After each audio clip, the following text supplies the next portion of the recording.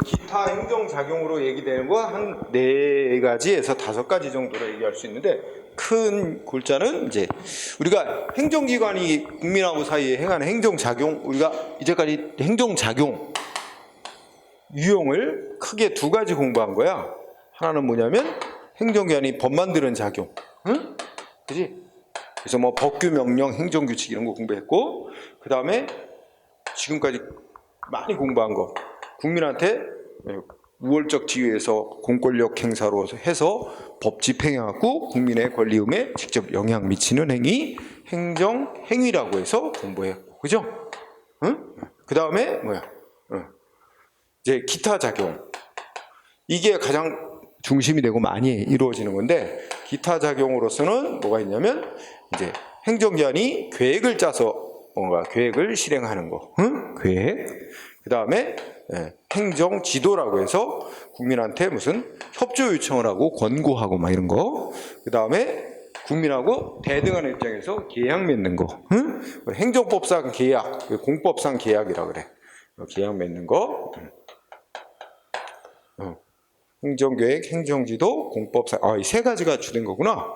그리고 이제 뭐 기타 또 뭐 소소한 것들이 있어. 확약, 국민한테 사전 약속하는 거 등등등 뭐 이렇게 있습니다. 응? 자, 우리 교재 먼저 확약부터 얘기했지? 확약이 뭐냐면 행정기관이 약속하는 거야.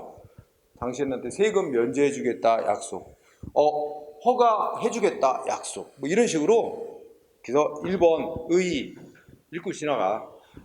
행정기관이 국민한테 뭐야? 장래 어떤 행위를 하겠다 안 하겠다 약속하는 의사표시. 약속! 그러면 한번 연상해봐. 약속을 했으니 약속을 지켜야 될 거 아니야. 약속 지켜야 되는 건 뭐 때문에 그래? 이거는 우리가 이제 법원 직상 국민하고 사이에 신뢰보호를 위해서, 국민의 신뢰보호를 위해서, 또 신의에 맞게 성실하게 행동해야 되기 때문에, 응? 서로 간에 약속 지켜야 되잖아. 사람 사회 속에서, 그죠? 그래서 약속을 했으니까 약속을 지켜야 되는데, 세금 면제해 주겠다고 해서 약속 안 지켰을 때 문제가 되겠지? 세금을 부과한다든지, 허가 내주겠다고 약속해서 상대방을 막 여러 가지 투자하고 허가 받기 위해서 준비해갖고 다 한 다음에 허가 신청했더니 나중에는 허가 거부. 이렇게 되면 상대방만 피해를 보잖아, 그지? 이렇게 해서, 그러니까 논리적으로 이제 약속을 행정기관이 약속하는, 허가해준다고 약속한 건 아직 허가해준 건 아니야. 그러니까 아직 법이 정한 금지가 풀린 건 아니야. 건축허가 해준다고 약속을 했으면 허가를 해줘야 이제 건축을 할 수 있게 되는 거지. 아직 약속만 한다고 해서는 건축행위를 할 수가 없지. 응? 그러면 약속을 했는데 약속대로 건축 허가해달라 신청했는데 거부했다. 응? 이러면 이제 신뢰보호 위반했다. 이래가지고 위법. 그래서 거부하는 일을 국민이 소송으로 싸울 수 있게 됩니다. 응? 우리가 이런 기타의 작용을 공부할 때는 한 2가지에다가 포인트를 줘. 하나는 뭐냐면 이거 법률의 근거가 있어야만 할 수 있는 작용이냐. 응? 즉 법률의 근거가 필요하냐. 법률의 근거 있어야 하느냐, 필요하냐 여부, 응? 이거하고, 또 하나는 이런 기타 작용이 뭐 위법하게 이루어져서 자기 이익 침해했다고 국민이 소송 대상으로 삼을 수 있느냐, 응?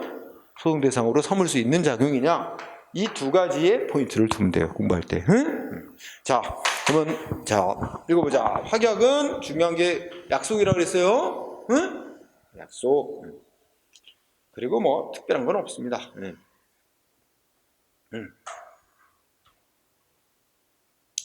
그리고 의에서 뒤에도 공부할 거지만 동그라미 3번 정도 보세요. 확약은 단지 약속을 하는데 불과한 거다. 응?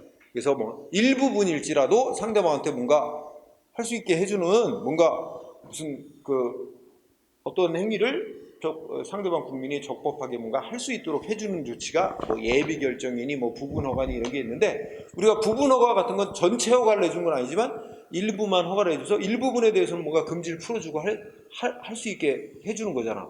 근데 약속은 그냥 허가해주겠다고 약속만 했으면 아무것도 금지가 풀린 건 없는 거지. 그런 점에서는 차이가 난다는 거야.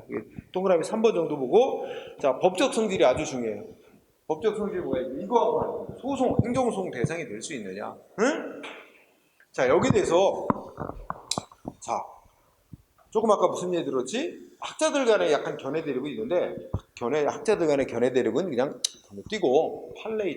판례는 행정기관이 이렇게 약속하는 확약이라고 부르는데, 약속하는 행위를 소위 행정소송 대상이 되는 처분으로 본다, 안 본다? 안 본다. 이게 중요한 거예요. 그래서 두째 줄 써놨나? 첫째 끝에 판례는 행정행위성, 즉 처분성을 부정한다. 응? 처분성 부정이 이거로 뭐야? 행정소송 대상이 되는 성질의 조치를 처분이라고 한단 말이야. 처분이 되려면 공권력 행사, 법 집행, 국민하고 사이에 권리 의무 등 직접 법적 효과가 발생하는 거야. 그지? 그럼 판례가 왜 처분성을 부정할까? 왜 처분성 부정할까요? 응? 아까 그 무슨 예를 들어서 건축허가 해주겠다고 약속한 행위는 확약인데 아직 허가를 해준 게 아니라서 법이 정한 금지 의무가 해제, 풀린 건 아니야. 의무가 없어진 거 아니라고. 그지? 약속대로 허가를 해줘야만 풀리는 거야, 금지가.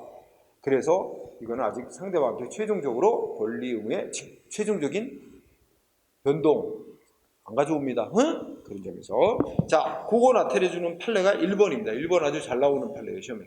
자, 거기에 키워드가 뭐야? 어권 면허에 선행하는 우선순위 결정이죠? 어권 면허는 어업 면허라고도 우리가 많이 말합니다. 응? 어업 면허는 우리가 내용적으로 볼 때 특허예요, 특허. 어업권이라는 권리를 부여해주는 특허라는 내용의 조치로 평가하는 거야. 근데 지금 어업 면허 내줬다는 거야, 아니라는 거야? 어업 면허 내준 거는 아니고 어업 면허를 내주겠다고 약속한 데 불과해. 그러니까 어업 면허 신청 들어오면 어업 면허 내주는 우선순위를 결정했대요. 그럼 우선순위자대로 신청 들어오면 어업 면허 내주겠다고 어떻게 보면 약속한 행위래. 그래서 학자들이 얘기하는 강학상 확약에 불과할 뿐 뭐는 아니래. 행정처분이 아니래요. 아직은 어업 면허 내준 거 아니야. 면허 내주겠다고 우선순위자로 결정된 자로부터 신청 들어오면 면허 내주겠다고 약속한 데 불과하지 면허 발급한 게 아니다. 그래서 처분이 아니래. 처분이 아니니까 행정처분, 행정행위에 인정되는 특수한 효력인 공정력이나 불가증력 이런 건 안 생긴대요. 응? 거기까지가 시험에 쓰입니다. 중요한 건 처분이 아니라고 본다는 거야. 그래서 이걸 약간 일반화하면 판례는 확약이라는 조치를 행정행위 내지 처분으로 보지 않고 있다. 응? 1번이 아주 중요합니다. 자, 그 다음에 판례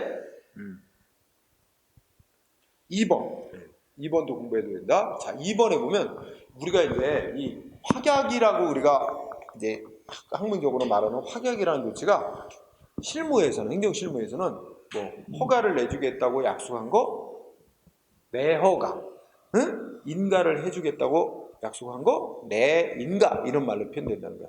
또 우리가 공무원 임명하기로 누군가를 어느 자리에 임명하기로 내정했다는 말을 많이 쓰지. 아직 최종 임명은 아니야. 근데 임명하기로 사전 이제 약속이 돼 있는 상태를 내정된 상태다. 이렇게 이제 보통 표현하지. 응? 그래서 이제 이 2번 판례 보면 내인가라는 단어가 키워드야. 응? 내인가. 그럼 아직 인가를 내준 건 아니지? 신청 들어오면 인가해주겠다고 약속한 상태래. 그래서 우리가 이걸 시간적으로 늘어놓고 보면, 자, 신청 들어오면 인가해주겠다고 내인가를 한 상태래. 그래서 이제 상대방이 뭐 했대? 나 이제 요건 가졌으니까 나 인가해주세요 하고 인가 신청을 했어. 그런데 행정기관이 인가를 안 내줄 생각이 있나 봐. 인가를 거부, 그지? 근데 신청받고 여기서는 이게 본인가라고 표현하고 있어. 내인가하고 이제 구별짓기 위해서 여기 본인가란 말을 썼나? 그지? 본인가란 말을 썼어. 그러니까 여기다 본인가.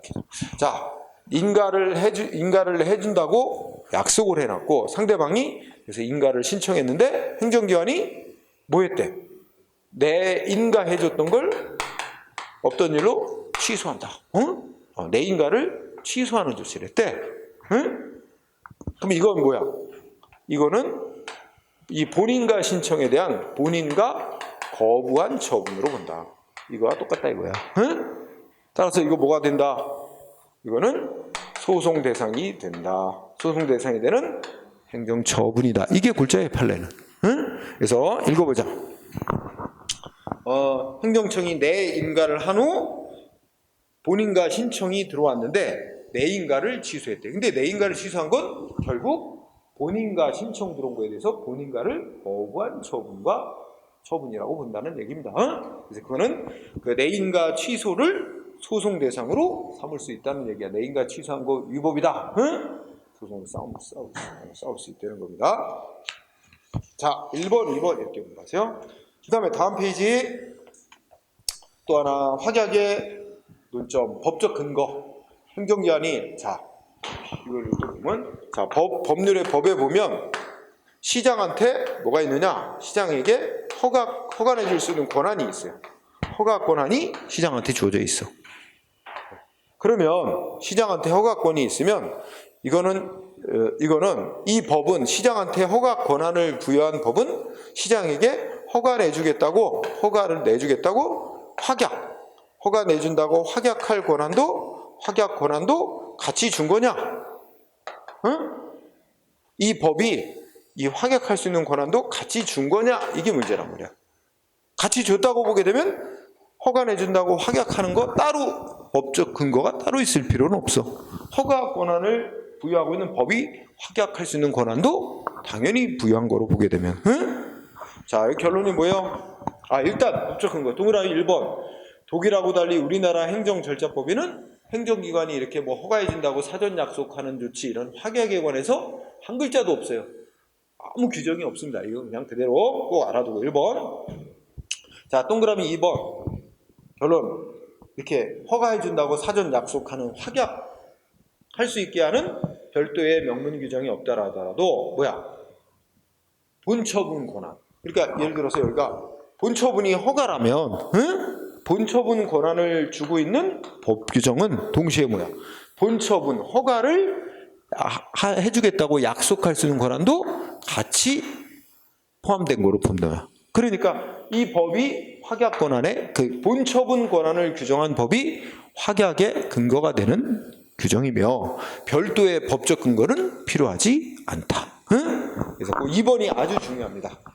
자, 별도의 명문 규정 없어도 본처분 권한 규정 속에 확약 권한이 당연히 포함되어 있다고 봅니다. 2번 무슨 말인지 이해했죠? 별도의 법적 근거 여지 않습니다. 자, 동그라미 3번 2번하고 이죠. 확약할 수 있는 법적 근거는 확약의 대상인 본처분 권한을 규정한 본처분 권한 규정이고 그 다음에 확약을 하고 난 이후에 약속한 걸 이행해야 될 의무는 국민과의 신뢰보호 원칙 때문에 약속을 이행해야 될 의무가 생기게 됩니다. 이해됐죠? 네.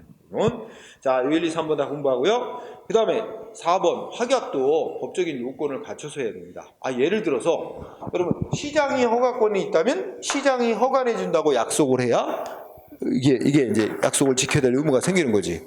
권한도 없는 시장에게 허가권이 있는데 뭐 경찰서장이 허가해준다고 약속한다? 권한도 없는 자가 권한 행사를 약속하는 거잖아. 이런 건 확약이 무효지. 그치? 또 실현 불가능한 걸 해주겠다고 약속? 법적으로 안 되는 거. 그치? 윤석열 후보가 이상한 말실수를 했는데 불량식품 판매를 허용하겠다. 허가하겠다. 이런 거는 법적으로 허용될 수 없는 걸 약속하는 거 아니야. 이런 건 내용적으로 위법으로 무효야. 그죠? 절차를 안 지키고 확약을 한다든지 이런 거. 그래서 확약도 약속하는 행위도 그 약속대로 효력이 생기려면 약속 지켜야 될 의무가 생기려면 일정한 요건을 갖추고 해야 약속대로 지켜야 될 의무가 생긴다 이거야. 자, 그래서 1번 본처분, 약속의 대상인 본처분 권한을 가진 행정청이 자기의 권한 범위 내에서 적법 타당하고 실현 가능한 내용을 약속해야만 한다. 1번 너무 당연한 거야. 읽고 지나가고 동그라미 2번 공부합니다. 2번 본처분의 요건으로. 그러니까 여기서 보면 시장이 허가해 줄 때는 무슨 절차를 거쳐서 허가해야 한다. 이렇게 돼 있다면 허가 내준다고 약속할 때도 그 절차를 지키고 약속을 해야지. 그래서 본처분 할 때 일정한 절차를 거치도록 법이 정하고 있다면 본처분을 한다, 해주겠다라고 약속할 때도 그 절차를 거쳐서 지켜서 약속을 해야만 한다.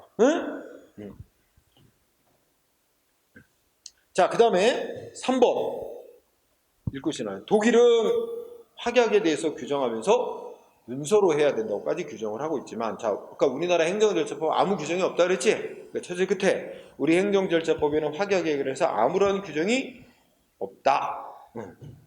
그래서 문서로 할 수도 있고 말로다가 약속하는 거, 구두로 하는 것도 허용된다고 봅니다. 원칙적으로는 문서로 하는 게 바람직할 테지만 그렇다고 해서 법적으로 뭐 반드시 문서로 하도록 되어 있지는 않으니까 구두로 하는 것도 허용된다. 근데 구두로 하면 녹음을 해놓든가 해야 돼. 그치? 국민의 입장에서는. 나중에 행정기관이 언제 우리가 약속했냐? 딴소리 하면 증명할 방법이 있어야 될 거 아니야? 증명 못하면 뭐 그런 약속한 적 없다 그러면 뭐 꽉 나는 거지 뭐, 그죠? 그러니까 이제 가능하면 국민의 입장에서 보면 명확히 문서로 약속 받아놓는 게 좋겠지? 응? 아니면 말로 하는 걸 녹음을 해도, 요새는 뭐 휴대폰으로 쉽게 녹음은 가능하니까, 그치? 이러면 나중에 이제 분쟁이 생겼을 때 좋겠지? 반대로 생각하면 행정기관은 말로 하고 나중에 딴소리 할 수도 있으면 약속을 안 하든가 약속을 하더라도 말로 하고 증거를 안 남기려고 하겠지, 그지? 네, 서로 그려봐야. 그 다음에 동그라미 4번 두 가지 있어. 기속행위. 또 하나는 그 다음에 요건사실 완성 후. 이게 중요한 거예요. 두 가지, 기속행위하고 그 다음에 요건사실 완성 후. 이렇게 두 가지. 응? 그럼 이렇게 생각해봐. 우리가 이제 기속행위, 재량행위, 행정기관의 법집행위를 이제 행정기관에게 알아서 할 여지가 주어져 있는 기속행위, 재량행위인지 기속행위인지 둘로 나누잖아.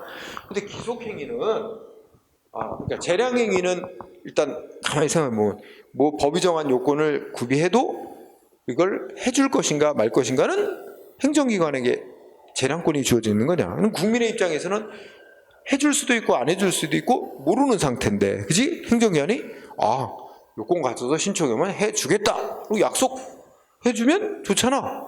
확실하게 해준다고 약속했다. 그러니까 약속을 믿고 뭔가 또 미리 준비하고 이럴 수 있는 그런 게 있으니까 재량행위에 대해서는 뭐 사전 약속을 해주는 것이 국민에게 여러모로 좋은 측면이 있기 때문에 재량행위에 대해서는 뭐 확약을 할 수 있다는 점에서는 아무런 논란이 없습니다.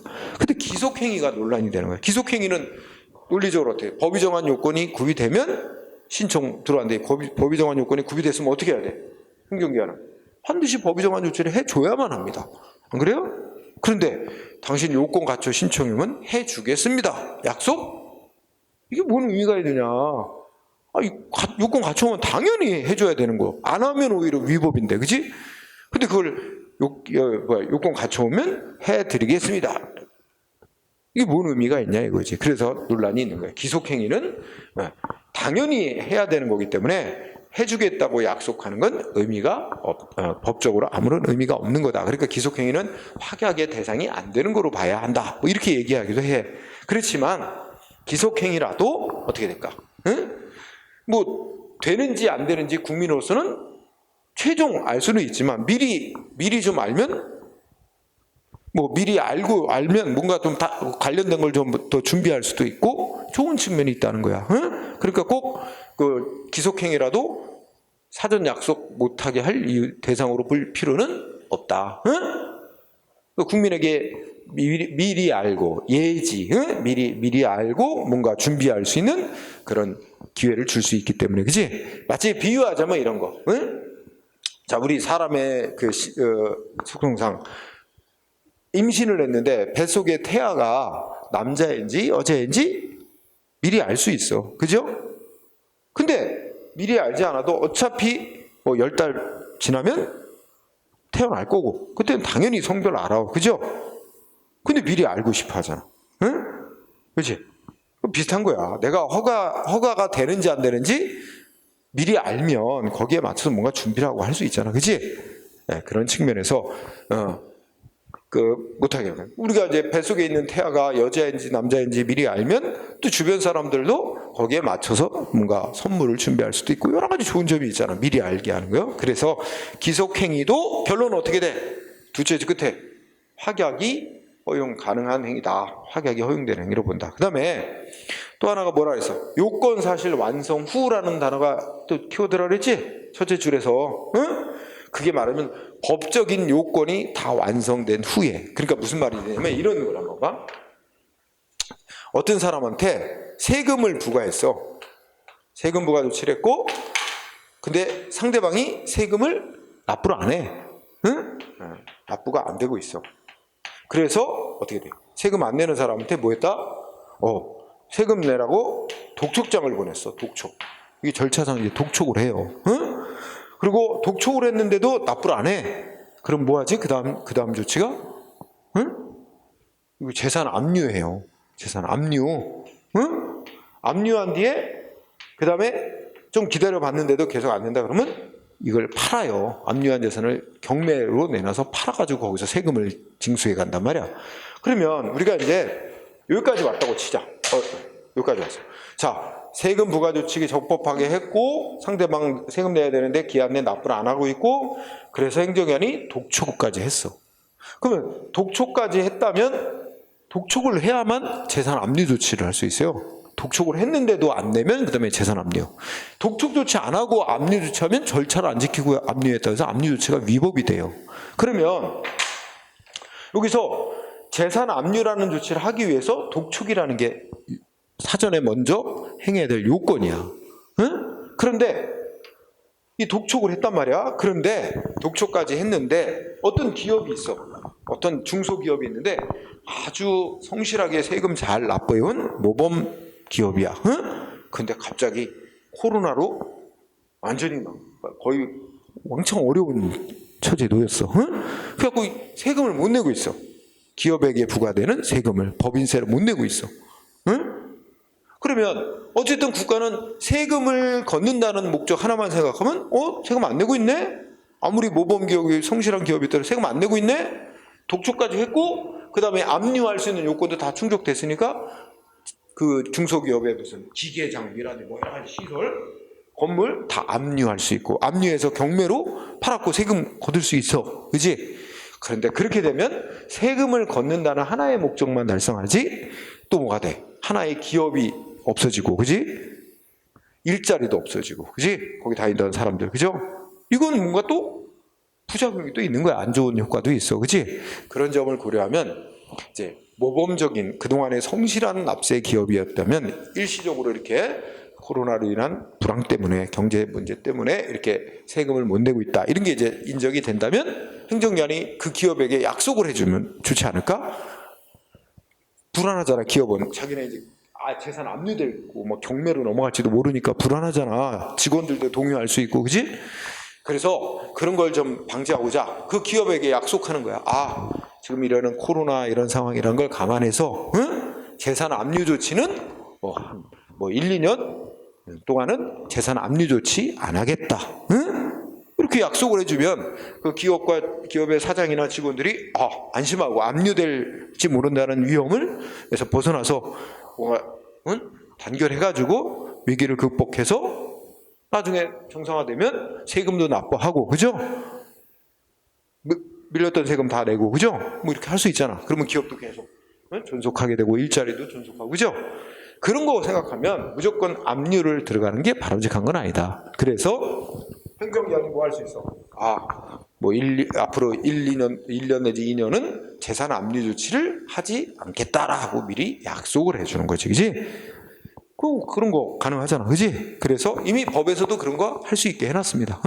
그래서 요건 사실 완성 후에도 확약이 가능하다. 결론은 입니다. 자, 그 다음에 확약의 효과 별 많은 논점은 없어. 자, 동그라미 1번. 우리 판례는 확약을 행정행위 내지 처분으로 안 보죠? 그렇지? 그런데 확약의 성질을, 약속의 성질을 행정행위로 보든 보지 않든지 상관없이 일단 약속은 신뢰보호 원칙에 따라 지켜야 할 의무가 있습니다. 따라서 상대방은 행정기관이 약속한 걸 이행하라고 신청할 수 있고, 그지? 행정기관의 약속을 거부하거나 또는 응답을 안 하면 상대방은 신뢰보호 원칙 위반된 거부 조치다, 부작이다 해가지고 행정소송을 제기할 수 있게 됩니다. 그리고 약속 안 지킨 거로 인해 피해받은 거에 대해서는 손해배상을 청구해서 배상받을 수도 있어요. 응? 그래서 이건 뭐 1번 확약의 성질을 행정위로 보든 보지 않든 신뢰원칙에 의해 행정위원은 약속을 이행해야 될 의무가 생긴다. 이걸 자기 구속적인 의무라고 해요. 행정위원이 지가 스스로 약속 안 해도 되는데 자기가 알아서 약속을 한 거거든. 자기가 약속한 걸 지켜야 될 의무, 자기 구속적 의무가 생기고 상대방은 약속 이행해라고 신청할 권리가 있습니다. 응? 신청을 했는데 셋째 줄 행정위원이 불이행한다고 해요. 거부하거나 응답을 안 해. 응? 이런 부작위가 응답 안 하는 거죠. 이런 경우 상대방은 행정심판이나 행정소송 청구하고 손해배상 청구하고 이렇게 해서 구제받을 수 있다. 이런 얘기입니다. 응? 자, 1번 그렇게 봅니다. 자, 1번만 보고 그 다음에 동그라미 3번 보세요. 3번. 3번은 읽고만 지나가요. 밑줄 치지 말고 문제 읽어보자. 행정청은 우리 사람 사이에도 관계도 약속을 했는데 약속을 하고 난 뒤에 어떻게 돼? 뭔가 약속을 지키지 못할 사정 변경이 생기면 약속했던 걸 다시 즉 우리가 대화해서 뭐 취소한다 그러잖아. 그지? 취소 즉 철회할 수 있는 거야. 엄밀히 말하면 철회지. 약속한 거 자체가 위법은 아니니까. 그지? 적법한 약속 후에 사정 변경 때문에 약속을 이행 못하게 되니까 철회지 정확히는. 그런 것처럼 행정위원도 약속을 하고 난 후 약속을 이행할 수 없는 상황이 사정이 생기면 철회할 수 있는 건데 근데 중요한 건 오른쪽에 판례입니다. 응? 자, 판례가 중요해요. 자, 읽어보자. 일단 행정청이 상대방한테 장차 어떠한 처분을 하겠다고 확약을 했다 하더라도 응?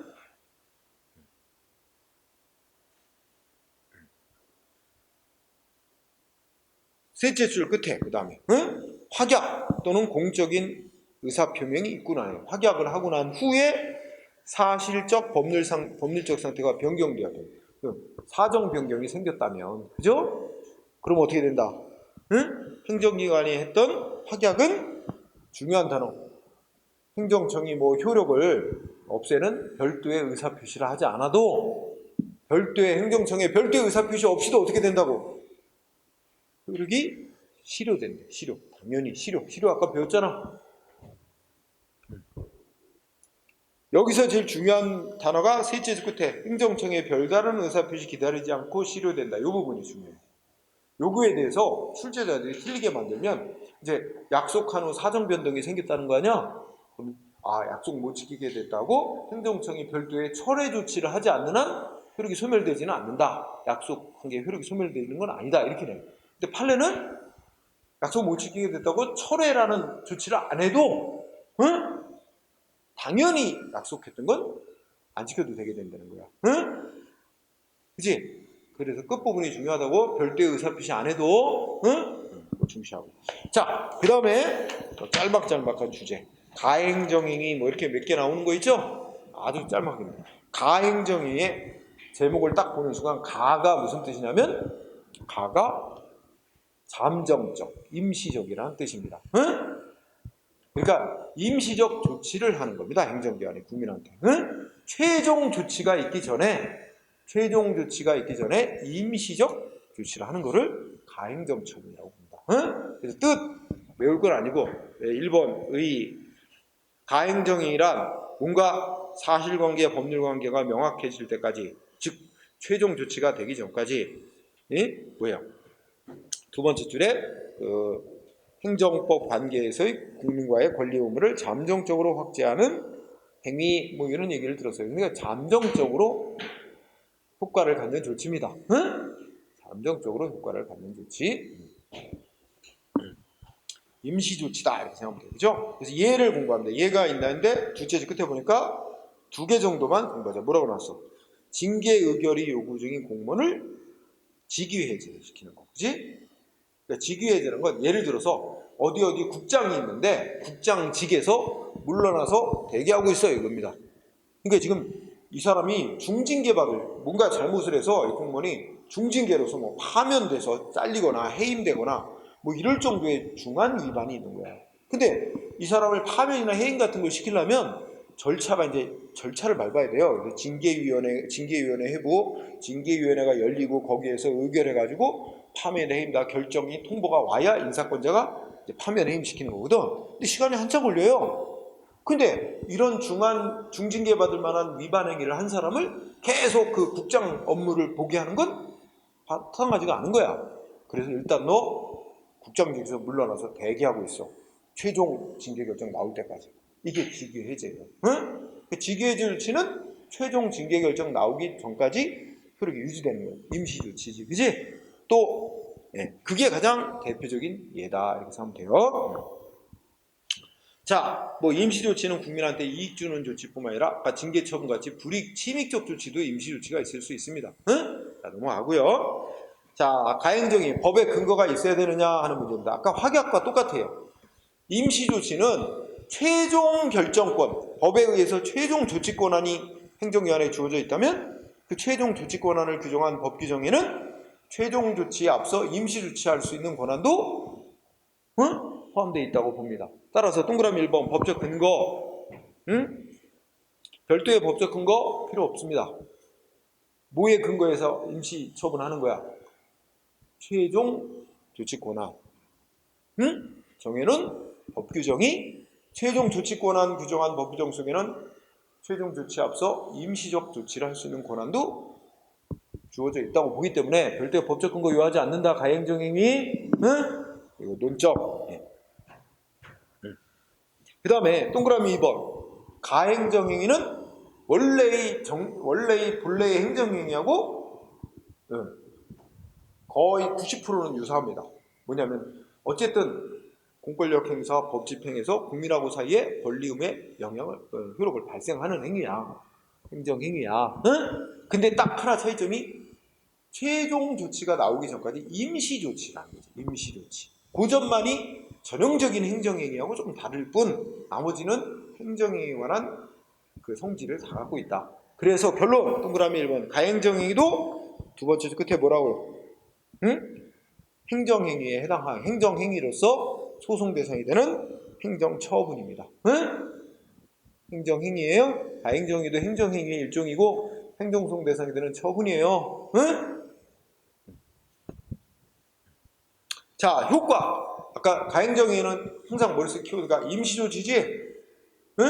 임시조치니까 뭐예요? 최종 조치가 나올 때까지만 효력을 유지하는 겁니다.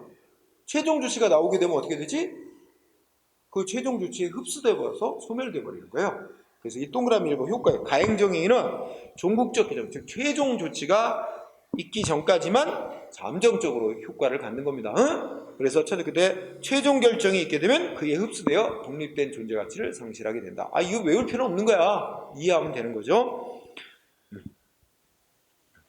따라서 가행정의 임시 조치가 있고 난 후 최종 조치까지 나오게 되면 자, 일단 임시 조치가 먼저 나왔어. 근데 아직 최종 조치가 안 나왔어. 근데 임시 조치, 가행정행위가 위법하게 행해졌다 그러면 상대방은 가행정행위를 소송으로 싸울 수 있어. 그런데 가행정행위가 있고 그 뒤에 뭐야? 최종 조치까지 나와버렸어. 그러면 이제 상대방이 싸워야 될 건 최종 조치 갖고 싸우면 된다. 임시 조치인 가행정행위는 최종 조치에 흡수돼서 소멸돼 버렸으니까 싸울 대상이 없어진 거야.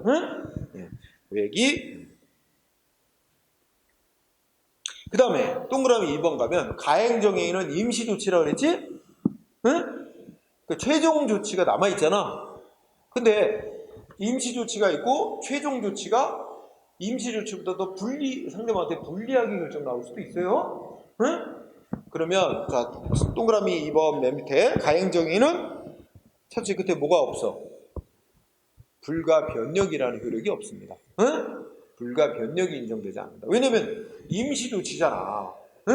변경될 최종 조치에서 더 불리한 내용으로 변경될 가능성도 이미 내포되어 있는 거죠. 따라서 상대방은 아까 그랬죠. 공무원에서 일단 직위해제 결정, 임시처분 내려놨어, 그지? 근데 나중에 공무원에서 자르는 파면 처분 내렸어. 그러면 더 불리한 무거운 결정 나왔잖아요. 직위해제보다. 그럼 왜 임시조치보다 더 불리한 최종 결정 내렸냐고 그 주장에서 다툴 수가 없습니다. 불리한 내용으로 변경했다고. 그래서 가행정행위는 불가변력이 인정되지 않으며 가행정행위의 내용보다 더 불리한 최종 결정 나왔을 때 신뢰보호 위반이다라고 주장할 수 없게 됩니다. 원래 가행정행위 속에는 이미 이제 더 불리하게 변경될 수도 있고 더 유리하게 최종 조치에서 변경될 가능성 내포되어 있는 거기 때문에. 응? 자, 다음 페이지에 판례가 하나 있습니다. 자, 중요하게 봐야 돼요. 자, 읽어봅시다. 첫머리. 공정거래위원회가 부당한 공동행위를 한 사업자에게 두 번째, 법률에서 정한 자진신고나 조사협조자에 대해서 과징금 부과처분. 여기서 첫째 줄 밑줄 쳐주세요. 과징금 부과처분, 선행처분이라고 표현하고 있죠? 응? 자, 둘째 줄에 있는 과징금 부과처분, 이하 선행처분. 자, 이게 미리 얘기하면 이게 가행정행위야. 일단 먼저 과징금 부과. 일단 여러분들이 먼저 알고 있어야 될 사전 지식이 있어. 자, 우리 자유시장 경제 시스템에서 체제에서 기업들이 제품 가격을 막 짜고 인상 올리는 거 있지? 이런 걸 담합이라 그래. 그치? 응? 그래가지고 또 소주 제조업체들 몇 개 안 되잖아. 그럼 몇 개 업체들이 짜고 우리 언제부터 가격을 얼마씩 일찍 올리자. 짜고 올리는 거. 그치? 이거는 자유 경쟁 시스템을 무너뜨리는 거야. 그죠? 이런 거는 이제 독점 규제 및 공정거래가 독법 위반으로 제재가 됩니다. 응? 그런데 아마 이제 어떤 몇 개 회사가 짜고 가격을 올리는 담합행위를 했어. 불공정 행위를. 그래가지고 이게 적발이 됐어. 근데 그 담합했던 업체 중에 조사에 성실히 협조하거나 또는 자기네가 담합행위했다 이래가지고 공정거래위원회에 자진신고를 한 업자거나 조사에 위반 행위 순순히 인정하면서 조사에 협조하는 업자는 좀 봐주게 돼 있어. 그러니까 과징금을 부과 안 하거나 과징금을 깎아주게 돼 있단 말이야. 응? 근데 지금 두 번째 줄에 있는 과징금 부과처분은 이 자진신고하거나 조사에 협조하는 업자인데 깎아준 거야, 안 깎아준 거야? 안 깎아줬어. 일단 그냥 위반한 업자들에게 부과할 수 있는 과징금을 일단 다 똑같이 부과한 거야. 먼저 부과해 놓고, 그지? 그 다음에 이제 셋째 줄도 읽어보자. 응? 그 뒤 둘째 줄 셋째 그대 자진신고자 등에 대한 사건을 따로 분리해서 자진신고했다는 이유로 감면처분했대. 과징금 감면처분. 이렇게 두 개 후행처분이라고 표현한다 이렇게 돼 있지? 그럼 지금까지 한 말 무슨 말인지 이해했어요? 응? 일단은 자진신고한 업자인데 과징금 안 깎아주고 그냥 과징금 똑같이 업자들한테 부과하는 거 똑같이 먼저 부과해 놓고 나중에 자진신고한 업자만 따로 분리해서 얘한테만 다시 과징금을 깎아주는 조치를 했단 말이야. 감면 조치. 그죠? 그러면 이 둘의 관계는 어떻다는 거야? 앞의 조치는 일단 최종 조치가 아니고 임시 조치로 한 거다. 가행정행위고, 응? 그 다음에 최종적인 조치가 감면 처분이야. 그죠? 그러면 어떻게 돼? 아까 배운 논리에 따르면 앞서 행한 선행처분, 응? 과징금 부과처분은 가행정위로서 후행처분이 있게 되면 그에 흡수돼서 소멸하는 거잖아. 응? 따라서 상대방이 다퉈야 될 소송 대상은 최종처분이 되는 거죠. 따라서 거기 밑에 밑줄 친 거 보면 자, 선행처분은 즉 과징금 부과처분은 최종처분, 종국적 처분이라는 처분을 예정하고 있는 일종의 잠정적 처분. 우리 판례에서는 가행정위란 말을 안 쓰고 잠정적 처분이란 말을 쓰네요. 잠정적 처분으로서 후행처분이 있을 경우 그에 흡수되어 소멸해버린다. 따라서 이와 같은 경우에 흡수되어서 최종 조치에 흡수되어서 소멸된 선행처분을 취소하려고 싸우는 것은 소송하는 건 이미 소멸돼서 없어진 것을 다투는 것이 되어서 허용될 수 없어서 부적법한 소송 제기다. 허용되지 않는다는 판결이죠. 응? 이해됐죠? 응? 그러니까 그럼 결론적으로 상대방이 뭘 갖고 소송으로 싸워야 돼?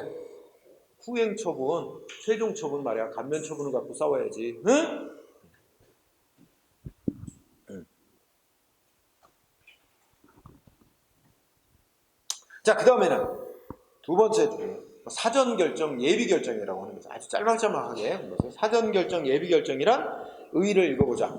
어떤 사안이 있는데 굉장히 고려해야 될 요소가 복잡해. 응? 이것도 고려하고 저것도 고려하고 해서 최종 결정 내는데 이게 복잡하기 때문에 결정하는데 시간이 되게 오래 걸려. 다 고려해서 한 번에 결정하려면. 이럴 경우 이거를 말하자면 쪼개는 거야. 응?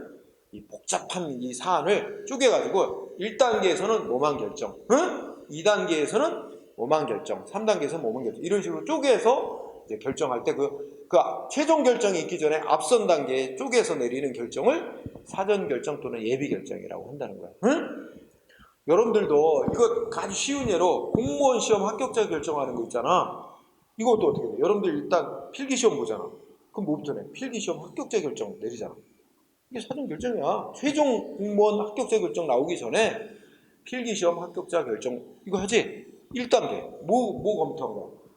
공무원으로서 업무를 수행하는데 필요한 지식 갖췄다. 이거 일단 인정한 거지. 1단계. 그러니까 공무원을 이제 합격시켜서 임명할 때 뭐 봐? 지적인 지식 능력도 보고 또 뭐도 봐야 돼. 뭐 품성, 응? 뭐 장래 발전 가능성 뭐 이런 거 봐야 된단 말이야. 근데 그 품성이나 장래 발전 가능성 뭐 이런 거는 면접에서 이제 본다는 거지. 그러니까 필기시험에서는 지식 능력, 그지? 그러니까 원래 공무원 최종 합격자 결정은 이렇게 지식 능력, 응? 품성, 장래 발전 가능성 이런 거 고려해야 될 요소들 다 한꺼번에 고려해서 결정하는 건데 이거를 다 한꺼번에 고려해서 한 번에 결정하는 거 복잡하단 말이야. 그래서 쪼개서 1단계는 지식 능력만 특정하자.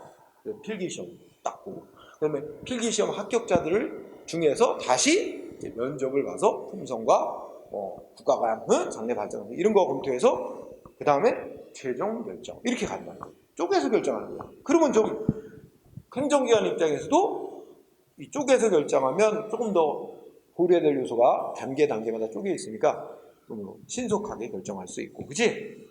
상대방 국민 입장, 여러분들 수험생 입장에서 어떻게? 응? 1단계 필기시험에서 떨어지면, 응? 빨리 필기시험 결정이 나와서 합격자의 결정이 나와서 떨어졌다 그러면 어떻게 돼? 뭐 바로 이제 다음 시험을 준비한다든지, 그지? 아니면 딴 진로를 모색한다든지, 그지? 이럴 수 있는 기회를 빨리 부여받잖아. 또 합격생으로서도 빨리 합격 결정이 나오니까 바로 이제 면접 대비를 준비한다든지 이렇게 빠르게 준비할 수 있는 시간이 있지. 이걸 만약에 한꺼번에 묶어서 결정한다고 쳐봐. 지식 능력과 이런 품성 이런 거 다 묶어서 결정하면 자 원서 접수하고 한참 걸려가지고 최종 합격 결정. 그때까지 내가 될지 안 될지도 모르는 상태에서 다른 일도 손에 안 잡히고, 그지? 이거 뭔가 시간 활용을 제대로 할 수가 없잖아. 그죠?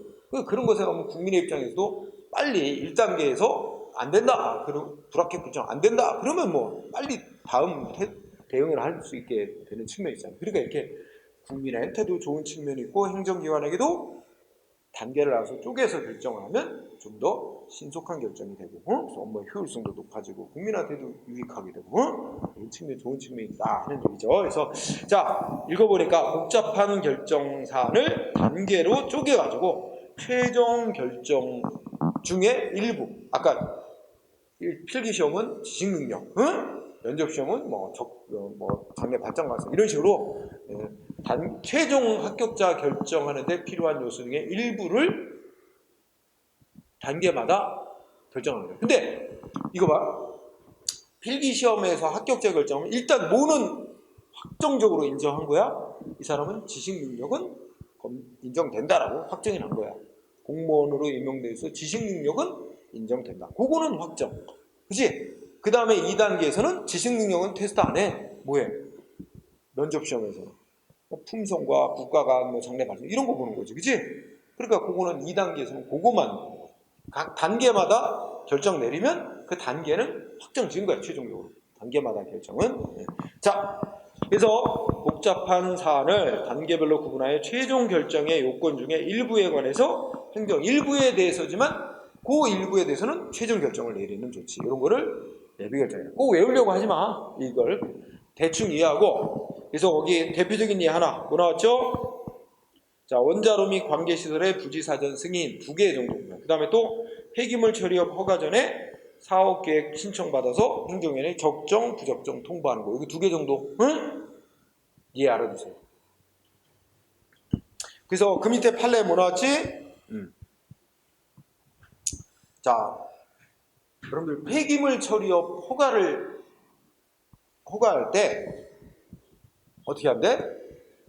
단계를 쪼개서 하도록 하고 있는 이유를 설명하고 있는 거야. 그래서 어떤 사람이 폐기물 처리업 허가를 받으려고 한다? 근데 이 사람 원래 폐기물 처리업 허가 받기 위해서는 뭐 해야 되죠? 뭔가 사업 내용에 대해서 계획서를 짜고, 그지? 그 다음에 또 뭐 해야 돼? 뭐 폐기물 처리업에 하는데 요구되는 뭘 해야 돼? 시설, 응? 시설 기준 이런 거 갖춰야 되잖아. 응? 대규모 막 돈을 투자해서 시설 기준 갖춰야 되잖아. 그런데 이 사람이 자기가 최종 허가를 받을지 못 받을지 모르는 상황인데 뭐야 막 돈을 들여갖고 막 시설을 짓고 막 했는데 나중에 탈락되면 어떻게 돼? 허가 거부되면 막대한 경제적 피해를 보잖아. 그래서 이걸 쪼갠 거야. 1단계 상대방은 일단 뭐만 하래? 사업 내용에 관해서 사업 계획서를 짜가지고 제출하래. 그래서 우리가 이제 상대방이 폐기물 처리 사업 계획서를 제출하래. 계획서 제출. 그러면 행정기관이 이게 사업 내용이야, 그지? 어디다가 어떤 규모의 사업을 하려고 한다. 응? 이거에 대해서 검토하고 어떻게 돼? 행정기관이 응? 적정 통보. 사업 내용 문제 없다. 적정 통보. 그다음 뭐야? 아니다. 문제 있다. 부적정 통보. 이렇게 한다는 거야. 적정 통보를 하든가 부적정 통보를 하든가. 응? 여기까지가 1단계야. 말하자면 폐기물 처리업 허가를 1단계로 이렇게 쪼갠 거야. 그럼 여기까지 놓고 보자. 어떤 사람이 사업 계획서를 짜가지고 제출했어. 근데 행정기관이 부적정 통보했어. 그러면 이 사람은 뭐야? 여기 2단계에서는 뭐 돈 투자해서 막 시설 짓고 할 필요가 없잖아. 서류만 잘 갖춰서 내면 되는 거잖아. 그지? 그러면 여기서 이렇게 결정 나오면 적정 통보 받은 자는 이제 뭐 하면 돼? 1단계는 통과, 사업 내용은 문제 없다 그랬어. 그럼 2단계 뭐만 해 이제? 응? 법이 요구하는 시설 요건을 구비, 응? 시설 요건을 갖춰가지고 구비해서 이제 신청을 합니다. 이제 뭐냐면 허가 신청을 하는 거야 이제. 응? 그러면 행정기관은 어떻게 되지? 2단계에서 여기 1단계, 2단계에서 행정기관은 이제 사업 내용은 적정하다고 이미 확정 났으니까 2단계에서는 뭐만 봐? 법이 요구하는 시설을 구비했는가? 요거만 검토하는 거야. 법이 요구하는 시설을 갖췄는가? 갖췄네? 그럼 어떻게 돼? 요건 갖췄으면 허가, 최종 허가. 응? 요건 구비 못했으면 최종 허가 거부. 이렇게 나오는 거고, 그지? 그 행정기관 입장에서는 이렇게 쪼개서 검토하는, 여기는 사업 내용만 검토하고, 응? 여기는 시설만 검토하고, 이렇게 하는 거잖아. 그러면 신속하게 할 수 있고, 효율적으로. 상대방 허가받으는 자는 허가 될지 안 될지도 모르면서 처음부터 막대한 돈을 들여서 시설을 짓고 신청을 했다가 거부되면 막대한 피해를 입는 걸 방지할 수 있고, 그러니까, 그지? 그리고 부적정 통보받는 자는 일찌감치 뭐야? 돈 들여서 시설 짓고 할 필요가 없어, 그지? 그래서 취지를 말한 거야. 이해했으면 돼. 외우지 않아도 돼, 그지? 응? 이렇게 단계를 나누어서 행정 결정을 내리도록 하는 이런 제도는 이런 이점이 있다. 응? 그래서 이제 오른쪽 가보자. 그러면 이렇게 사전 결정, 예비 결정하는 거 별도의 법적 근거 있어야 되냐? 필요 없대. 행정기관에게 최종 조치할 수 있는 권한을 부여한 법조항은 최종 결정을 이렇게 단계를 쪼개서 할 수 있는, 결정 내릴 수 있는 권한도 같이 줬다고 보는 거야. 그래서 법적 근거 중요. 따라서 별도의 법적 근거 요하지 않는다. 뭐 확약, 가행적인 다 같은 논리예요, 그죠? 그 다음에 이 사전 결정 법적 성질. 동그라미 1번 보자. 사전 결정은 단계화된 절차에서 최종 결정 내리기 전에 그 중에 최종 결정의 요건 중 일부에 관해 이루어지는 결정이라는 점이 이제 통상의 행정위하고 조금 다른 거야. 응? 그 점만 다르지 나머지는 국민한테 법 집행에서 권리 의무 발생시키는 법적 효과 발생시키는 건 행정위와 마찬가지다. 그래서 결론은 뭐야? 1번 사전 결정도 둘째 끝에 그 일부분이긴 하지만 그 결정난 일부분에 대해서는 그 자체가 완결된 효과를 갖는 하나의 행정행위에 해당한다. 그 밑줄. 그 자체가 하나의 완결된 행정행위. 응? 그리고 동그라미 2번. 사전 결정도 행정행위로서 소송 대상이 되는 처분에 해당. 응? 다만 사전 결정도 뭘 위한 결정이지? 최종 결정을 위한 것이에요. 응? 사전 결정이 있고 최종 결정까지 나오게 되면 그에 흡수되어 독립된 존재가치 상실. 따라서 상대방이 소송으로 다투어야 될 건 최종 결정이다. 응? 자, 관련해서 밑에 판례가 있는데 어떻게 돼요? 1번 중요합니다. 1번은 어쩌고저쩌고 이제 여러분들 폐기물 처리 사업 이거 논리 알지? 그러니까 10만. 넷째 줄에 뭐 나왔어? 폐기물 처리 사업 최종 허가가 있기 전에 먼저 1단계에서 사업계획서 제출받아서 사업계획이 부적정하다고 통보를 했대, 행정관이. 응? 이 행정기관이 한 사업계획의 부적정 통보는 행정소송 대상이 되는 처분에 해당한다. 응? 이게 중요한 거야, 시험에. 부적정 통보받은 거는 왜 내가 하려고 하는 사업이 뭐가 문제가 있다고 부적정 통보를 하냐. 부적정 통보받은 자는 이제 시설 요건 갖춰서 허가를 신청할 자격이 안 주어지는 거예요. 그러니까 허가 신청할 수 있는 자격을 부여하지 않는 불이익한 법적 효과를 상대방한테 갖고 오니까 소송 대상이 되는 처분이라고 해야 된다는 거야. 응? 1번 되게 중요.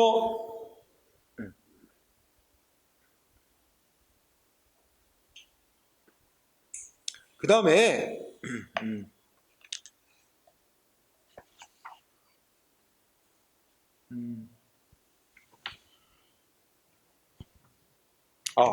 그리고 2번 판례는 여기다 위치시키 할 게 아닌데 거기다 써놨고 좀 넘어가고 자 1번하고 대비시켜서 3번 판례를 공부하세요. 3번 판례.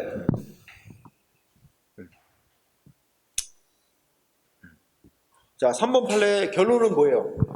응? 뭐 민원사무처리법이 규정하고 있는 사전심사 결과 통보. 응? 이게 제목이에요. 자 민원사무처리법이 규정하는 사전심사 결과 통보는 소송 대상이 되는 처분이 아니래요. 응? 중요한 판례입니다. 1번하고 3번이. 자 3번은 어떤 의미입니까? 우리가 이것도 이 사전 결정의 예인데 사전심사 결과 통보. 그러니까 어떤 사람이 무슨 대규모 무슨 허가 사업을 하기 위해서 허가를 신청하는데 이 사람 뭐야? 허가가 될지 안 될지도 모르잖아. 그러니까 일단 행정기관에 이런 제도가 있어. 사전 심사를 신청하는 제도가 있어. 그러니까 허가가 될지 안 될지에 대해서 미리 사전에 정식 허가 신청이 아니고 내가 하려는 이러이러한 사업인데 이게 허가가 될 수 있는 사업인지 검토해달라고 신청하는 게 있어요. 그럼 행정기관이 검토를 해서 그 결과를 통보해 주는데 그게 사전심사 결과 통보야. 그러면 당신이 하려고 하는 사업은 허가가 될 수 없습니다 라고 결과 통보를 했다. 그러면 이거는 최종적으로 확정적으로 이제 허가 거부한 거냐? 그건 아니라는 거야. 그러면 만약에 가정을 해보자. 당신이 신청한 이러이러한 사업은 이러이러한 요건이 구비 안 됐기 때문에 허가가 될 수 없습니다 라고 사전심사 결과를 통보했어. 그러면 상대방은 뭐야? 그런 요건이 안 됐다고?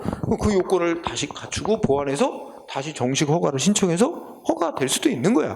그러니까 사전심사 결과 통보하는 거는 최종 허가 거부가 아니라고. 응? 그러니까 상대방의 권리 의무에 최종적인 법적 효과를 갖는 게 아니에요. 그냥 얼마든지 변경될 수 있고 당신이 하려는 사업은 이러이러한 요건이 미비돼서 지금 단계에서는 안 됩니다. 이런 정도에 불과한 거다. 응? 얼마든지 상대방은 미비된 요건을 갖춰서 정식으로 신청해서 허가될 수 있습니다. 그래서 앞에 내용이 좀 길지만 그 3번 읽어보면 자 민원 처리에 관한 법, 민원사무 처리에 관한 법률 두째 줄에 사전심사 청구 제도라는 것은 민원인이 대규모의 경제적 비용이 수반되는 민원사항에 대해서 간편한 절차로서 미리 행정청의 공적 견해를 받아볼 수 있도록 하여 민원행정의 예측 가능성을 확보하게 하는 데 취지가 있다. 이해해요? 무슨 말인지? 그래서 민원인이 희망하는 특정한 견해 표명까지 요구할 수 있는 권리를 부여한 것으로 보기는 어려운 점. 행정청은 자 여기가 중요해요. 행정청은 사전심사 결과 당신이 하려는 이런 사업은 허용될 수 있는 사업입니다 하고 통보를 했더라도 나중에 최종 결정 단계에서는 뭐 할 수 있어? 다 거부될 수도 있는 거야. 그래서 행정청은 사전 심사 결과 가능하다는 통보를 한 데에도 뭐야? 그러니까 원칙은 사전 심사 결과 가능하다 했으면 특별한 사정이면 최종 조치를 해주는 겁니다. 신청받아서. 그렇지만 또 반드시 그래야 되는 건 아니고 사전 심사 결과 가능하다고 통보를 했더라도 뭐 또 이렇게 상대방의 요건을 못 갖췄다든지 등등 사유가 있으면 다시 거부할 수도 있습니다. 그게 법적으로 허용이 돼요. 그래서 행정청은 사전 심사 결과 가능하다는 통보를 한 때에도 제약이 따르기는 하지만 반드시 민원사항을 들어주는 처분을 해야 되는 것은 아니고, 또 반대로 사전 심사 결과 불가능하다고 통보했더라도 상대방 국민은 사전 심사 결과에 구애되지 않고 민원사항을 처리할 수 있다. 행정청도 처리할 수 있으므로 불가능하다는 통보가 민원인의 권리 의무에 직접적 영향을 미친다고 볼 수 없다. 그러니까 이거지. 사전 심사 결과 불가능하다 이렇게 통보했어도 얼마든지 그거는 왜 불가능한지 이유도 써줄 거 아니야. 그럼 그걸 갖다가 다 이유를 다 제대로 요건을 갖춰서 다시 신청 정식으로 들어가면 될 수도 있는 거라고. 그러니까 이게 확정적인 게 아니란 얘기야. 국민의 권리 의무에 최종적으로 확정시키는 건 아니기 때문에. 그래서 시험에 있어서 이렇게 길게 못 낸단 말이야. 맨 밑에 두 줄만 내는 거야. 두 줄만. 그래서 사전 심사 민원 처리 민원 사무 처리법이 규정하고 있는 사전 심사 결과 통보는 소송 대상이 되는 처분이 아니다. 이것만 꼭 외우고 다음 페이지 갑니다. 효과. 자, 사전 결정은 후행 결정에 대해서 원칙. 자, 원칙. 사전 결정은 그 뒤에 행해지는 조치에 대해서 뭐야? 구속력을 미친다. 원칙은 후행 결정에 대해서 구속력을 미친다. 그렇기 때문에 행정청은 특별한 합리적 이유가 없는 한 사전 결정에 배치되는 상충하는 후행 결정을 내릴 수 없는 거다. 그러니까 여기서 뭐야? 사업 계획서를 제가 사업 내용은 적정하다 통보를 했어, 그지? 그러면 다음 단계에서 이제 시설망 요건을 구비했느냐만 보고 시설 요건 구비했으면 폐기물 처리 허가를 내주는 거지. 여기서 사업 내용 적정하다고 해놓고 시설 요건도 다 갖췄는데 엉뚱한 이유를 들어 허가 거부하면 안 된다는 거지. 그런데 판례는 이게 기속행위인지 재량인지에 따라 조금 다르겠는데 판례 1, 2번 잘 공부하세요. 1번을 보니까 자, 폐기물 처리 사업 하려는데 이 사람 아마 사업계획서 제출해갖고 적정 통보 받았고 그래서 막대한 돈을 투자해서 시설 요건을 갖춰서 허가를 신청했는데 행정청이 어떻게 했대?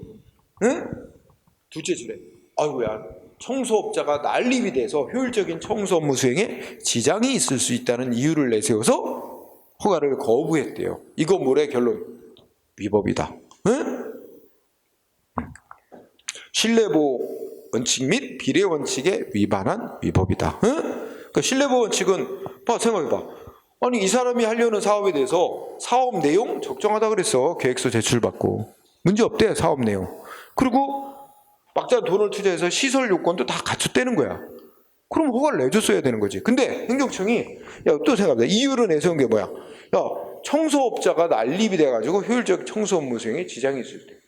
그러면 이거는 행정청이 언제부터 알 수 있었던 거야? 자기가 아마 청소업인가 봐. 폐기물 처리업 하겠다고 사업계획서 제출한 단계부터 행정청은 알 수 있어. 얘한테도 허가 내주면 청소업자가 난립이 돼서 문제가 있을 수 있다는 걸 이미 알고 있었어요. 그렇다면 사업계획서 제출받고 부적정 통보를 해줘야지. 그랬으면은 괜히 막대한 돈을 투자해서 뭐 시설 갖추고 이럴 필요가 없잖아.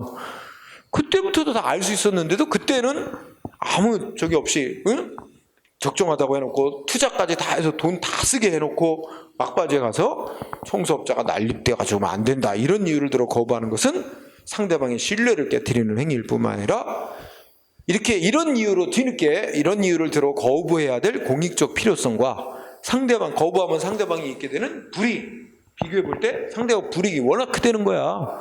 그 비례 원칙에도 위반. 1번 되게 시험에 잘 나옵니다. 그러니까 1번이 나타내는 취지는 행정기관이 이렇게 사업계획에 대해서 적정하다가 통보했고 또 그랬다면 특별한 사정이 없는 다른 시설 요건 구비했으면 허가 내줘야 되는 구속을 받는다는 거지, 그지? 예. 하지만 2번은 이게 재량행위라서 좀 다른 것 같아요. 2번을 보니까 자, 주택건설 사업계획 승인은 계획 승인은 이제 우리가 배운 인가입니다. 그래서 사업계획 승인은 이른바 수익적 행정 처분으로서 처분하는 요건에 의해서 일일적으로 규정되어 있지 않은 이상 재량행위에 속하고 그 전 단계인 주택건설 사업계획 사전결정이 있다 하여 달리 볼 것도 아니니까 여기서 나오는 게 주택건설 사업계획에 대해서 주택건설 사업에 대한 사전결정. 그러면 그 밑에 따라서 주택건설 사업에 대한 사전결정 그 다음에 뭐야? 그 다음에 후행결정이 뭐야? 사업 승인. 응? 그런데 사전에 주택건설 사업에 대해서 허용하는 사전결정을 해줬다 하더라도 그 이후에 사업 승인해주는 후속조치 단계에서 사전결정의 행정청은 기속되지 않고 구속받지 않고 다시 이익을 비교해서 사업 승인 여부를 결정할 수 있다. 응? 그럼 여기 명확히 나왔네. 뭐 구속받지 않는데 사전결정에 구속받지 않고, 그지? 응? 그러니까 판례는 좀 왔다리 갔다리 한 것 같아. 일관되지가 않고, 그지? 다 알아둬야 돼. 2번은 사전결정에 구속받지 않고, 이유는 아마 이게 재량행위라는 이유로 그게 이제 바탕에 깔려 있는 것 같아. 자, 그 다음에 부분허가 승인이라고 있어요. 얘는 부분허가라는 말이 더 많이 쓰여. 부분 승인이라는 말을 쓰는 학자들. 부분허가는 말 그대로 짐작해보면 뭐라고? 전체 허가사항 중에 일부분만 허가를 해주는 거지. 아주 쉬운 예를 들면 우리가 이제 뭐 원자력 발전소라는 게 있어, 그지? 대규모 시설. 또 공항 건설, 공항, 응?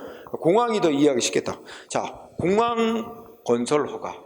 근데 공항이라는 게 여러 가지 그 요소들로 이루어진 거지. 활주로도 있어야 되고, 그지? 비행기 경락고도 있어야 되고, 우리 대합실도 있어야 되고, 여러 가지 요소로 있잖아. 건물도 많고, 그지? 그러면 어떻게 될까? 이게 전체로서 공항 건설 허가야. 응? 그런데 이 중에 뭐만 전체로서 공항 건설 허가 최종 조치가 있기 전에 일단은 먼저 활주로 건설하는 걸 먼저 허가한다. 전체 중에 일부만 먼저 허가하는 거. 응? 이런 것도 있을 수 있다는 거지. 그지? 그래서 읽어보자. 부분 허가란 뭐 건설의 장기간을 요하는 대규모 시설물 건설 등에서 그 단계적으로 그 중에 일부에 관해서 일부분에 대해서는 최종 확정적으로 뭔가 허가하는 승인하는 그런 조치를 일컫는다. 읽고 지나가고 대표적인 예가 원자로 시설 부지 승인입니다. 그러니까 원자력 발전소 건설이라는 최종 조치 중에 일부인 원자력 발전소 짓는 거에는 부지 선정을 하고 부지 승인을 하고 원자력 발전소 건축 허가, 건설 허가도 나오고 이렇게 되는 거야. 순차적으로. 자, 똑같아. 법적 근거는 부분 허가는 최종 허가를 규정한 법 규정에 의해서 할 수 있는 거다. 따라서 1번 별도의 법적 근거 요하지 않는다. 응? 그 다음에 동그라미 2번 부분 허가도 일부 전체 중에 일부에 대해서만 효과를 발생한다는 점에서 좀 전형적인 행정행위가 조금 다르고 그 외에는 행정행위로서 요소를 다 주고 있기 때문에 둘째 줄 이것도 행정행위로 본다. 응? 동그라미 3번 이것도 여러분 체크. 부분 허가도 행정행위로서 소송 대상이 되는 처분에 해당한다. 다만 부분 허가만 나온 단계에서는 소송으로 싸울 수 있지만 부분 허가가 있고 난 이후에 최종 허가가 나오게 되면 최종 허가에 흡수돼 버려서 독립된 존재가치 상실. 따라서 상대방이 최종 허가까지 나온 다음에 다퉈야 될 대상은 최종 허가지. 부분 허가는 소멸돼서 없어졌으니까, 그지? 부분 허가를 갖고 싸울 일은 똑같네 논리, 그죠? 그러면 오른쪽에 판례가 또 드립다 나옵니다. 응? 판례 알아보기. 자, 키워드는 원자로 부지사전 승인 처분입니다. 응? 이거는 아직 원자력 발전소 짓는 거 건설허가 나오기 전에 여기 원자력 발전소가 들어서도 될 적합한 땅이다 라고 부지로서 적합하다고 승인한 겁니다. 응? 여러분 원자력 발전소는 아무데나 지으면 큰일 나죠? 응? 그 막 이 땅이 지하 깊숙이까지 단단해야 됩니다. 응? 단단한 안반 지역 같은데 이런 데를 건설해야 돼요. 만약에 이게 땅이 꺼지고 막 무른 땅 위에다가 지어놓으면 이게 막 건물이 균열이 생기고 막 하면 나중에 방사능주에서 큰 난리가 날 거 아니야, 그죠? 응? 응. 여러분 우리나라 원자력 발전소는 주로 어디 많이 있어? 응? 경상, 북도, 남도 이쪽에 많이 있습니다. 포항에도 있고, 응?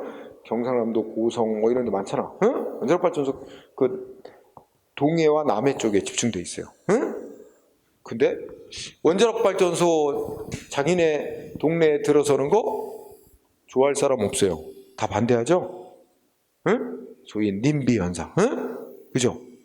그래갖고 이 원자력 발전소라든지 또 원자력 발전소에서 이제 이 쓰고 남은 폐기물, 방사성 폐기물. 이거 위험하단 말이야, 그치? 근데 그런 걸 우리 어떻게 처리해? 땅속 깊이 묻어놔요. 응? 굴 파가지고 땅속 깊이 묻어놓는데 이거 저장소, 응? 폐기물 저장소 어디다 짓냐?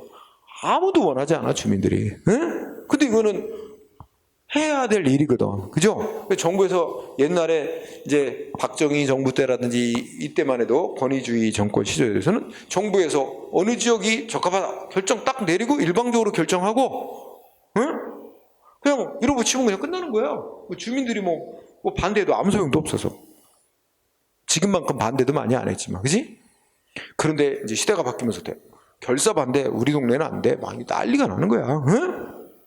이제는 일방적으로 결정하는 시기는 지났습니다. 응? 이제 설치하기가 어렵단 말이야. 그래서 정부에서 이제 뭐 하죠? 이제는 신청을 받아요. 원하는 곳. 대신에 어떻게? 그 지역에 막대한 예산 지원을 해줘요. 그래서 뭐 주민들에게만 여러 가지 뭐 도로도 떼주고 뭐 그 주민들에게 엄청난 예산 지원해서 뭔가 그 주변 지역을 이제 지원해. 그런 조건을 내걸고 원하는 곳 신청 해가지고 신청을 받아서 적합한 곳을 선정합니다. 그래서 포항 이 지역 주민들 먼저 주민들이 찬성하냐 반대하냐 해가지고 자기네들 투표를 해가지고 찬성표 많이 나오고 뭐 이러면 이제 국가에 신청해서 그 지방자치단체가 유치합니다. 그래서 지금은 그런 방식으로 하고 있죠. 응? 그래서 포항이 아마 방사성 폐기물 저장소 이런 것들. 근데 거기가 좀 시설이 땅이 무른 곳이래. 단단한 지역이 아니라서 항상 좀 위험, 응? 뭐 이런 요소는 안고 있대요. 응? 자, 어쨌든 본론으로 돌아가면 원자로 시설 부지 사전 승인 처분은 그 자체로서 건설 부지를 확정하고 제한적이지만 사전 공사를 허용하는 그런 법적 효과를 지닌 독립한 행정처분이다. 응? 일단 이 문장 중요. 그러니까 이 말을 우리가 지금 학문적인 용어로 고치면 원자로 부지 사전 승인 처분은 뭐야? 응? 부분 허가에 해당하는 거래. 그러니까 사전 결정인 동시에 부분 허가의 성격을 갖는 거래. 응? 그래서 원자력 발전소를 건설하는 건 아니지만 이 원자로 부지 사전 승인 부지로서 적합하다고 사전 승인을 받으면 그 건설업자는 그 땅속 깊이 막 콘크리트 엄청 붓고 해서 지하를 단단하게 하는 이런 공사 같은 걸 부분적이지만 할 수 있게 이제 금지가 풀려요. 그런 점에서 두 가지 성격을 갖고 있어요. 아까 배운 사전 결정이라는 성격과 부분 허가라는 성격을 다 갖고 있다는 거야. 응? 그래서 어쨌든 이게 독립된 행정처분이긴 하다. 그런데 이거는 원자력 발전소 건설 허가라는 원자로 건설 허가는 최종 처분의 일부를 이루는 것으로서 그걸 최종 원자로 건설 허가 처분 있기 전에 사전에 내리는 결정이다. 응? 그래서 뭐가 된다는 거야? 원자로 건설 허가라는 최종 처분이 있게 되면 그에 흡수되어 독립된 존재가치 상실. 따라서 자 인근 주민들이 이제 소송으로 싸울 때 아직 원자로 건설 허가 처분까지는 안 내려졌고 부지사전 승인 처분만 내려진 단계면 부지사전 승인 처분을 대상으로 소송하면 된다는 거야. 그걸 위법이니까 뭐 취소해라. 응? 그런데 부지사전 승인 처분이 있고 난 후 원자로 건설허 처분이라는 최종 처분까지 나오게 되면 이때는 최종 원자로 건설허 처분 가지고 소송을 다퉈야지, 이미 최종 원자로 건설허 전에 흡수돼 소멸을 해버려서 독립된 가치를 상실한 그 부지사전 승인 처분을 소송으로 다툴 이익은 없다. 응? 시험 중요하고요. 뭐 효과는 별 논점 없다. 그 다음에 자동 기계장치에 의한 행정결정이라고 있어요. 자, 이거는 뭐 별 논점은 없고요. 여러분들이 뭘 생각합니까? 우리 이제 80년대 우리가 컴퓨터, 인터넷 나오기 전만 해도 80년대만 해도 주민등록 등본을 발급받으려면 다 직접 어디로 갔어야 돼? 옛날에 동사무소, 지금의 주민센터에 직접 방문을 해서 공무원한테 신청을 해서 다 수작업으로 돼서 다 받았어야 돼. 그지? 지금은 어떻게 돼요? 꼭 주민센터에 안 가도 집에서 인터넷으로 받을 수도 있고요. 응? 또 뭐도 할 수 있어? 저 이런 대형 병원이나 대형 마트 이런 데 가면 은행 입출금기처럼 기계장치 있어요. 그래서 거기다 인적사항 놓고 지문 인식하고 결제하면 주민등록 등본 이런 거 다 가족관계 등록 증명서 이런 거 다 발급받을 수 있어요. 그러면 이게 이제 비교해 보면 공무원 측의 행정기관이 신청을 받아 직접 처리해서 등본을 발급해 주는 행위나 기계장치를 통해서 등본이 발급되는 행위나 거의 똑같습니다. 성격으로 다 공증행위예요. 안 그래요? 우리가 배운 공적으로 증명하는 행위잖아. 공증행위. 그런데 방식만 달라진 거지. 그지? 그래서 어떤 문제가 될까? 이 자동기계장 처리장치에 의한 결정도 행정행위입니다. 방식만 다를 뿐 내용과 효과는 똑같아요. 국민에게 미치는 효과는. 행정행위. 다만 기계로 하다 보니까 우리가 행정기관이 이제 직접 작성하는 문서에는 시장의 직인이 딱 찍혀서 나가고 담당 공무원, 일 처리한 담당자의 연락처 이런 거 다 부서하고 연락처 이런 거 다 기재해서 나가고 합니다. 그죠? 근데 기계로 뽑아봤어요, 여러분들이? 증명서 뽑아보면 그런 거 없죠. 대신에 아마 기계만이 판독할 수 있는 무슨 홀로그램이 있다든지 하여튼 그 위변조 방지 장치 있고 이래요. 그러니까 좀 이 공무원 측에서 예전에 전통적인 방식으로 행하던 그거와는 조금 특성이 다를 수밖에 없어. 그지? 조금 차이점은 있지만 내용과 효과는 동일한 효과 인정. 이제 점점 늘어나겠지? 점점 늘어날 겁니다. 자동 기계 장치의 결정. 자, 그래서 읽고 지나갑니다. 그러니까 빈번히 반복되는 동일하거나 또는 동일한 종류의 행정행위를 컴퓨터 장치, 자동 기계 장치에 의해서 행하는 경우를 말한다. 예를 들자면 경찰 공무원이 수신호로 교통신호를 보내는 거나 신호등이 신호를 보내는 거나 다 내용과 성격은 똑같습니다. 운전자나 보행자에게 신호에 따르라고 의무를 부과하는 겁니다. 자, 컴퓨터를 통한 학교 배정 이런 것들이 예로 들어집니다. 그죠? 자, 법적 성질 이것도 행정행위로 봅니다. 동그라미 1번. 자동 기계장치에 의한 행정결정은 행정행위. 근데 기계장치 속에 프로그램 짜놓지?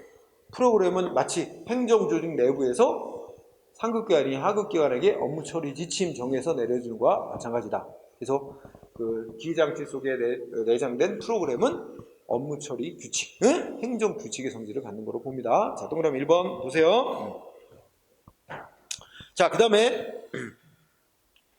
동그라미 2번. 자동기계장치에 의한 행정결정도 행정행위이기 때문에 보통의 행정행위에 관한 논리가 적용되는데 다만 어떻게 된다? 기계장치로 하는 거니까 좀 다른 특성도 인정된다. 가볍게 읽고 지나가세요. 자, 쌍가루 3번. 재량행위에 가능한, 이게 논점이에요. 그러니까 여러분 모르겠어. 앞으로 인공지능이 얼마나 더 AI 인공지능이 발달하느냐에 따라서 마치 거의 사람과 거의 비슷하게 생각하고 판단해서 결정을 내린다면 복잡한 결정도 기계장치를 통해서 할 수 있겠지만 아직까지는 아니다. 그래서 우리가 지금까지 본 컴퓨터 시스템은 이진법으로 움직이잖아. 그러니까 예를 들어서 엄청나게 빠른 속도지만 우리가 이런 거 들어봤지, 그죠? 트리. 자, 뭐뭡니까? 뭐 하나 하면 뭐에 해당합니까? 예, 아니요. 그러면 예 하면 또 이쪽으로 가고, 그지? 아니요 하면 경로가 이쪽으로 가고, 그 다음에 예 했을 때 또 뭐 물어보고, 그지? 여기서도 또 예, 아니요. 그러면 또 이쪽 경로 나눠지고, 이게 또 여기서 또 이쪽 경로 따라가면 이렇게 되고, 아주 이렇게 가는 거 아니야. 그래서 무슨 최종 결정, 그지? 이게 뭐 단계가 엄청 많을 수 있고, 그지? 응? 이게 컴퓨터 장치가 엄청나게 빠른 속도로 이 경로를 빨리 판단해갖고 우리가 순식간에 보는 거잖아. 응? 자, 기계 장치는 이렇게 예, 아니오의 이진법으로 움직인다. 응? 그죠? 근데 그러니까 기속행위는 딱 뭐야? 법이 정한 요건에 맞으면 조치를 해야 되는 거고, 요건에 안 맞으면 안 하는 거고. 간단하잖아. 예, 아니오 시스템이잖아. 기속행위로 돼 있는 건 기계장치를 통해서 이렇게 결정하도록 하는 거 당연히 가능한 일이다. 근데 재량행위는 고려해야 될 요소가 되게 많은 거야. 응? 그러니까 예를 들어서 우리가 이제 청소년에게 술을 판 업자가 있어요. 영업자가 술집 주인이 있는데, 그 법에서 이 청소년에게 술 판 업자한테는 영업정지, 허가취소 딱 한 가지로 뭐 해야 된다 이렇게 기속행위로 정해놓기가 불합리한 측면이 있어. 그지? 왜? 업자마다 위반한 정도, 알고 위반했냐, 뉘우치냐 아니냐 여러 가지 요소를 고려해야지 무조건 획일적으로 하는 거는 타당하지 않아요. 그러니까 법이 어떻게 해서 재량행위로 규정해 놓지. 응? 그래서 청소년에게 술판 업체에게는 1년 이하의 면허정지 또는 영업정지 또는 허가 취소할 수 있다. 응? 재량행위.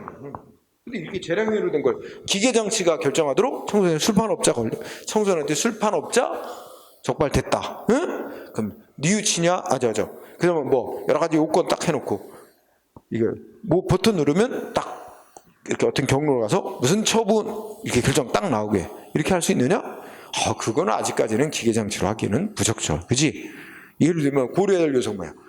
이거 알고 팔았냐? 모르고 팔았느냐? 그지? 응? 뉘우치냐? 이걸 어떻게 인식을 해? 그건 아직까지는 사람이 감성적으로 뉘우치는지 아닌지 감성적으로 판단해야 되잖아. 이거 업자가 뉘우칩니다. 그러면 끝나는 거야? 아니잖아. 진짜로 뉘우치는가? 봐야 될 거 아니야. 아직까지 이건 기계장치로 하기는 그래. 그래서 재량행위는 아무래도 기계장치를 통한 결정은 아직은 어렵다. 그래서 이제 새로 제정된 행정기본법이라는 법에서도 이 자동기계장치에 대한 결정은 기속행위에만 허용되지 재량행위는 할 수 없다고 명시가 되어 있어요. 응? 자, 그래서 결론 재량행위는 허용되지 아니한다. 응? 재량행위는 자동기계장치를 통한 결정하는 것은 허용되지 아니한다. 응? 그리고 괄호치고 행정기본법 여기 써놓으세요. 거기다. 이게 행정기본법에 없었는데 그런 규정이 없었는데 올해 3월 달에 행정기본법 만들어지면서 그런 규정이 들어왔어요. 자, 그 다음에 자동기계 결정의 하자와 국민의 구제. 그죠? 그 외에 이건 별거 설명할 게 없네. 자, 동그라미 2번. 행정의 자동기계 결정도 처분에 해당. 그래서 자동기계 결정이 위법하게 나왔다 그러면 소송으로 다툴 수 있는 겁니다. 자, 동그라미 3번은 위법한 자동기계 결정 때문에 손해를 입으면 국가를 상대로 손해배상 청구 소송에서 배상받을 수도 있는데 뭐에 문제가 있어서 잘못 결정 나온 거냐? 기계장치 자체에 문제가 있었느냐? 아니면 그 기계장치에 프로그램을 입력한 공무원의 잘못이 있느냐? 그지? 이거에 따라서 이제 국가배상법 2조를 근거로 배상을 청구할 수도 있고 5조를 근거로 청구할 수도 있고 달라지는 측면이 있다는 것 뿐입니다. 별건 없어요, 그냥. 응? 그 정도로. 그러니까 기계장치에 의한 결정도 행정행위의 논리를 따른다 하는 정도만 보면 돼요. 응? 그렇게 해서 기계장치에 의한 행정결정을 그 자체를 한 문제로 내지는 않습니다. 그건 논점이 별로 없기 때문에 다른 거 내면서 한 줄 정도 껴넣는 그런 정도다 이렇게 보면 될 것 같아요. 자, 그래서 오전 수업은 오늘은 좀 가만히 있어봐. 행정계획 쉬는 시간 갖고 행정계획까지 하고 밥을 먹읍시다. 응? 그래서 자, 30